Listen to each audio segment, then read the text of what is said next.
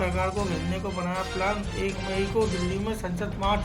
पुरानी पेंशन बहाली old pension scheme OPS को लेकर राष्ट्रीय पुरानी पेंशन बहाली संयुक्त मोर्चा के बैनर तले 1 मई को कर्मचारी दिल्ली में संसद मार्च निकालेंगे। उत्तराखंड के कर्मचारी भी शामिल होंगे। पुरानी पेंशन बहाली ओल्ड पेंशन स्कीम ओपीएस को लेकर राष्ट्रीय पुरानी पेंशन बहाली संयुक्त मोर्चा के बैनर तले 1 मई को कर्मचारी दिल्ली में संसद मार्च निकालेंगे। उत्तराखंड से बड़ी संख्या में कर्मचारी दिल्ली कूची से शामिल होंगे। मोर्चा राष्ट्रीय अध्यक्ष वीपी सिंह रावत ने कहा कि पुरानी पेंशन बहाली को लेकर पूरे देश की कर्मचारी एकजुट रहेंगे। लगातार केंद्र और राज्य सरकारों पर दबाव बना जा रहा है। कर्मचारियों के इसी दबाव के कारण देश के कई राज्यों में पुरानी पेंशन बहाल भी कर दी गई है। अब केंद्र और अन्य राज्य सरकारों से मांग की जा रही है कि सभी राज्यों को ओपीएस का लाभ दिया जाए।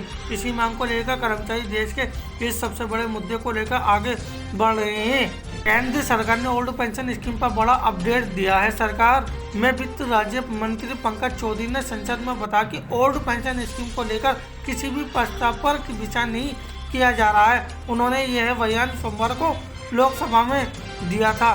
सरकार की ओर से ये ऐसे समय में आई और जब आरबीआई की और रिपोर्ट से राज्यों की पुरानी पेंशन स्कीम लागू करने के लिए खिलाफ जताया गया है।